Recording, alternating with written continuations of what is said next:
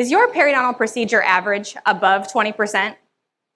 If so, congratulations, you're doing better than our industry's average.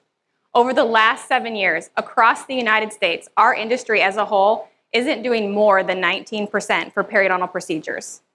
Kind of crazy, right? Especially when back in 2012, the CDC did a pretty huge study that I think most of us are familiar with. In it, they stated that by age 30, 50% of the population already had periodontal disease. So why today do you think there's still such a huge gap? Well, I'm sure there's several facets to this mystery, but I think I have a pretty big idea about one of them, and it has to do with the language we use in our hygiene operatories. I'm going to share with you a story that I think parallels nicely to a routine hygiene visit turning into a periodontal disease diagnosis, and spoiler alert, it's probably not the kind of story you're going to expect. So a few weeks ago, I had an appointment to get an oil change, and truth be told, I was kind of dreading it. As much as I really like our long-term mechanic, John, he's been known to have some extras, and I never really know if I need them. But regardless, a car can only go so long without an oil change, so I had to get in there.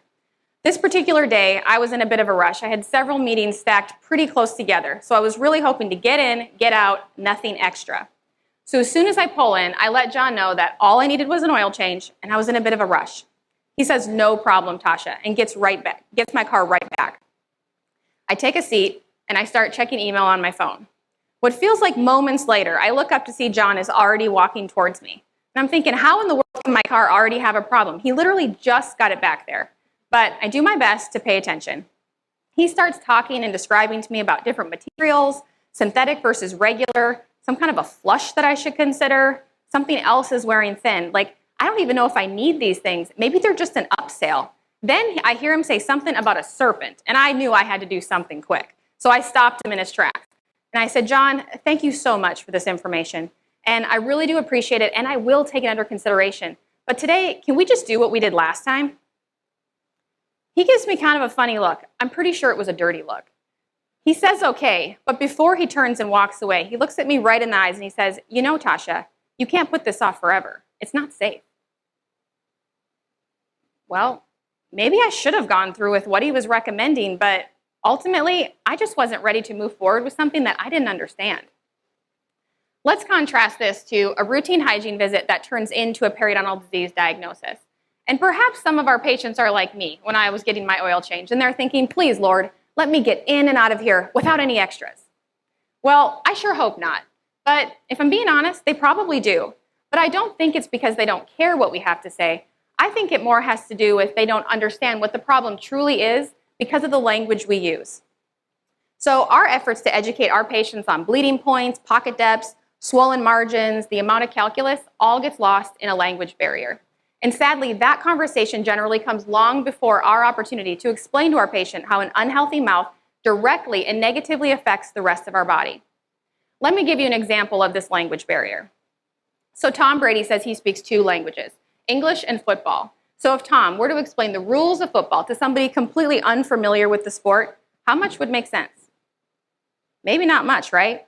Well, I think we're the same in dentistry, except for we speak English in dentistry. So for us to explain a problem to our patient, we generally first try to teach them our language, which brings me to the second problem. They don't really want to learn it. They just want their teeth cleaned. So what do? Well, I propose we stop speaking dentistry and adopt the same language their physician already uses with them. I feel we need to snap our patients out of the autopilot of a routine hygiene visit and really jump into healthcare where we truly belong. So a routine visit that turns into a periodontal disease diagnosis using language that our patients are more familiar with would probably go something like this. "Mrs. Smith, I'm really concerned about the changes I'm seeing in your gums today. You have a lot of inflammation, redness, and even bleeding. This definitely appears to be a gum infection caused by bacteria." Mrs. Smith's ears may have perked up by the words change and infection, and she may say something like, "Infection? How in the world would I get an infection?" That's a great question, and we don't always know. But what we do now understand is that gum infections are primarily caused by bacteria. And like other bacterial infections, we just come in contact with them. Think of these bacteria like termites in the foundation of a house. They burrow deep down. They live inside the gum tissue and on top of it, which is why great home care can't always get rid of them. And these bacteria can cause a lot of inflammation in our gum tissue. And that makes our gum tissue leaky and permeable, which means the bugs swimming in our mouth can be swimming in the rest of our body. Wow, this sounds serious. I'm surprised I haven't noticed anything at home. I know, this is a surprise and a change from your previous appointments. Infections like these rarely hurt. It's kind of like high blood pressure or cardiovascular disease. It doesn't hurt until it's quite advanced. But the good news is when we catch it early, these infections can be easy to treat. Well, what do we need to do? I'm glad you asked. Think of the cleanings we've been doing like a routine car wash. What you need is the full detail, really spending time getting in the nooks and crannies, places we just can't reach with a traditional cleaning. And there's some homework on your end. So when can we get started? Simple as that, right? So as you heard, I didn't mention pocket depths, bleeding points, swollen margins, or the amount of calculus. But that's not to say those terms aren't important, because they are, especially if you're filing dental insurance. But to our patients, these terms are a different language, and one that doesn't necessarily sound like infections. Ultimately, if our patients don't understand what the problem is, they're more likely to do what I did at my oil change and just say, can we just do what we did last time?